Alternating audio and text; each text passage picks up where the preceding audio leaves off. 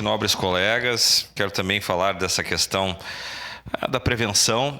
Já foi tema aqui de debate, de grande expediente, inclusive do senhor.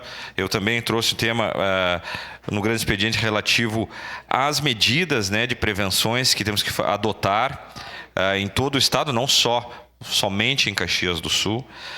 Mas também nós não podemos olvidar que estas grandes chuvas que aconteceram no Rio Grande do Sul foram completamente diferentes de tudo que até então havia acontecido no nosso estado. Para se ter uma ideia, na grande enchente de 1941, o volume de chuva foi de 405,5 milímetros. E aqui em Caxias do Sul, choveu 900 milímetros no mês de maio. Então, quer dizer, alterando completamente as médias históricas, né? É uma chuva, assim, sem precedentes, né? Então, um volume de água muito grande que veio devastando não só a nossa cidade, mas devastou o estado inteiro. São 400 municípios atingidos. Então, eu vejo que essas grandes chuvas, elas vêm nos ensinar bastante.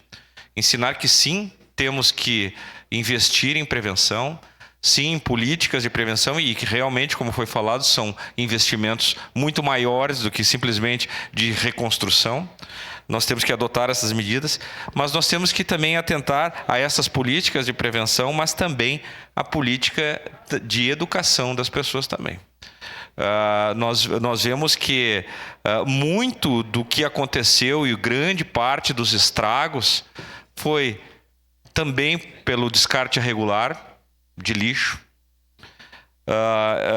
da população. Então nós temos que ter a nossa parte também. O desmatamento, né? A poluição, vamos dizer assim, de rios. Então, claro, agora temos que trabalhar no desassoreamento dos rios, temos que trabalhar em tudo, mas a população também, vamos dizer assim, o município, o governo do estado, o poder público tem as suas obrigações, mas a população também vai ter que entender que vai ter uma mudança de comportamento, assim como houve uma mudança no clima, uma mudança de conduta das pessoas daqui para frente.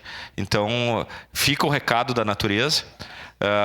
O poder público vai ter que se adaptar a uma nova realidade, mas a população também vai ter que mudar a forma de pensar. Mas também gostaria aqui de falar de um outro tema, comemorar o anúncio, né, da implementação do Centro de Capacitação e Comércio. Ontem, então, foi anunciado pelo prefeito, né? Então, a busca então de um novo prédio aqui em Caxias para abrigar e capacitar os vendedores ambulantes, algo que já está há muito tempo, né, vamos dizer assim, na mira do governo, e também algo que vem em benefício da nossa sociedade, do comércio local. Então, um importante projeto. E aqui cumprimentar todos os envolvidos, né, porque é um projeto realizado por muitas mãos, né? Então, a exemplo da Secretaria do Urbanismo, da Secretaria de Desenvolvimento Econômico, do Escritório de Parcerias Estratégicas, né, da Procuradoria do Município.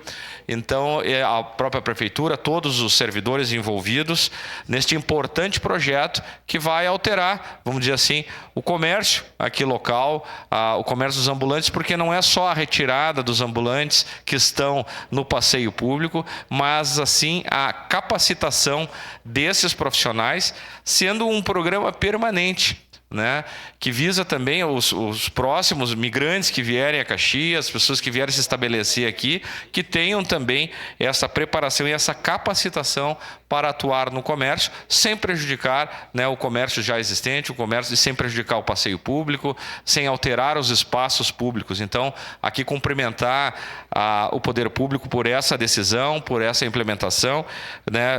Eu sei que segue o projeto, seguem votações, mas importante, né, decisão de governo e essa ação efetiva visando resolver um problema que era crônico aqui na nossa cidade. Então, cumprimentos a todos por esse projeto. Era isso, presidente. Muito obrigado. Obrigado, vereador.